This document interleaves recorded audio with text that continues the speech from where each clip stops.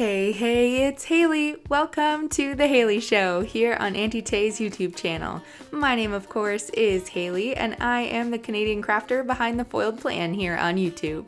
Now, on my own YouTube channel, I like to dabble in all different types of crafting. So every episode of Hey, it's Haley is going to be different than the last, just like all of the content I create over on the foiled plan. We might be foiling, working on sublimation projects, learning how to design things, working with Cricut, silhouette, creating upcycled DIYs, working with resin, learning how to emboss. The list goes on, and I am so excited to share all of these crafty things with you. In today's episode, we're going to use foil to add a little shine to this paper candy box. Let's get right into it. Once you've logged into your Auntie Tay membership account, you're going to click on Holidays and then Christmas. From here, you're going to scroll all the way down until you find the peppermint box pattern. Once you find it, click on it and it will automatically download it to your computer. Now it's time to minimize the browser and we're going to open up Cricut Design Space. We want to upload that image we just downloaded, so click on Upload. And we're going to open up our downloads and drag and drop that new file in there. Everything is already set, so we're just going to click upload. We're going to click the image again because we just uploaded it, and we're going to add it to the canvas. Now, before we can move forward, we do have to make some adjustments because right now this is one grouped image with all basic cut lines. So we're going to click ungroup. So that's going to separate everything. And then all of these black lines that you see here, if we just went ahead and made it, the Cricut would cut along all of those lines and everything would be in individual pieces. So we're going to click on the black lines and change them to score lines. And then we want to make sure that they stay attached to the piece they're on top of. So we're going to select that other piece and then click attach. We'll do the exact same thing for the white one. So we click on the lines, change it to a score line. You can see they're dotted lines now. And we're going to click on the white piece and attach. Now, whenever you attach something, it immediately brings it to the top layer. So you don't have to do this, but I like to see this visually. So I'm just going to drag that spirally piece to the top of my layers. And now I can see it again. All right, so because this is not a print and cut design, we want to foil our paper first before we start cutting it. So these designs are from the foiling section of the Auntie Tay website.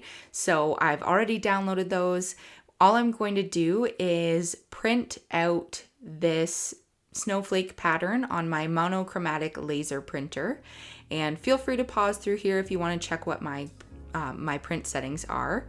And I'm just going to load in my cardstock. I'm using white and then 2 different shades of red. These are Recollections cardstock from Michaels. And if you're interested in learning more about foiling, be sure to check out the foiling series I created for all of Auntie Tay's friends here on her YouTube channel. So I've got my 3 sheets and we're ready to move on to actually making it. So I click make it, and then I'm going to change the size of my paper because I'm using 8.5 letter size sheets of paper. And we're gonna change all 3 of these. Now I will say that step's not mandatory because you know the size of the pieces and they're definitely gonna fit on the 8.5 by 11 sheets of paper because they always default to be in the top most left corner on the mat. So you don't have to change the paper size, but I do because again, I'm just a very visual person. I like to make sure it looks the same. Anyways, now I am hitting continue and we are ready to cut. So on the left side or the letter A side of my Cricut, I am inserting my scoring tool, and on the left side or the B section, that is my cutting blade. So for this, because it's paper, I like to use the cardstock for intricate cuts setting. So I'm just gonna click on that. You may have to do a search in the browse materials section, but then you just load up your machine and you are ready to go. So the mat that I'm using is my standard grip cutting mat. Normally, if I'm working with paper, I would use a blue light grip mat, but these mats are super old, so they're not overly tacky. So this is fine. If you're working with a brand new mat, definitely you'll want to use a blue light grip mat for paperwork. But anyways, okay. So now one thing I want to mention is what I should have done with this sheet of paper is laid it on the mat with a pattern facing down. I realized that once I got to the next sheets of paper, but I had already done this one and I'm not about to waste. So you want to do this because the way that it scores, that means the paper is going to fold towards the score line. So I needed it to fold the other way, just with how the box fits together. So yeah, any of the patterns, I would say have them facing down. Any of the pattern pieces that are going to be cut and folded, have them facing down. Hopefully that makes sense.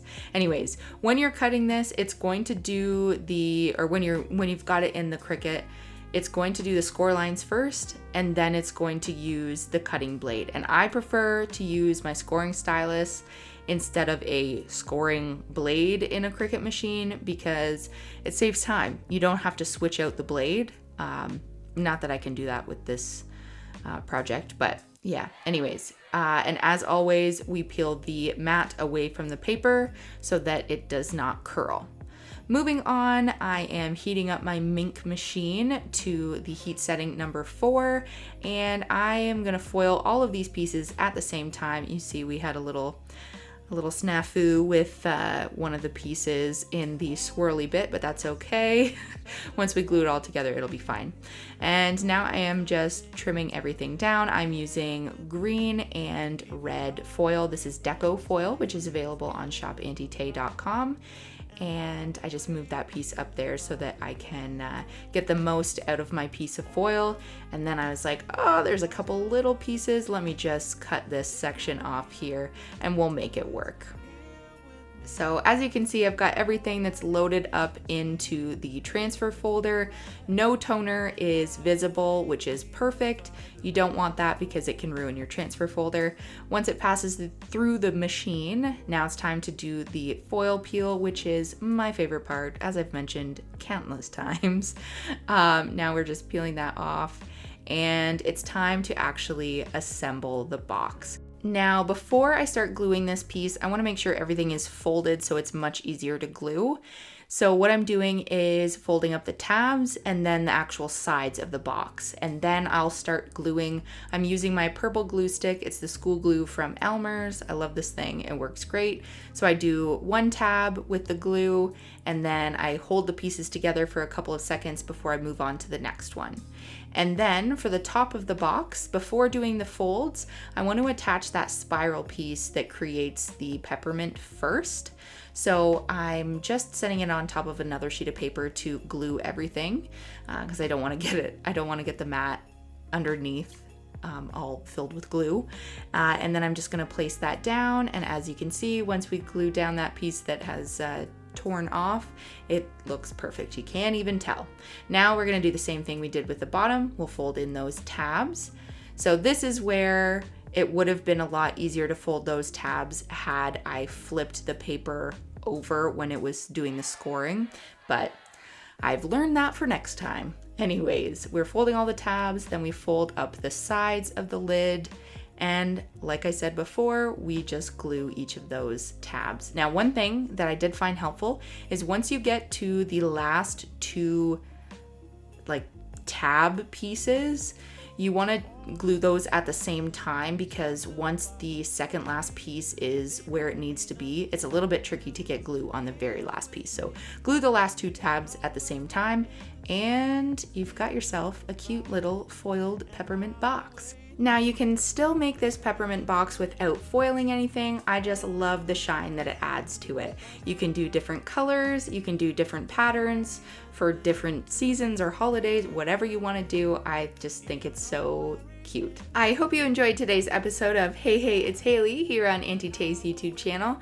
If you want to check out my YouTube channel, which is The Foiled Plan, the link will be in the description box below, along with the link to my Instagram page, so you can hang out with me in between all the fun videos I post. All right, I hope you have an awesome day.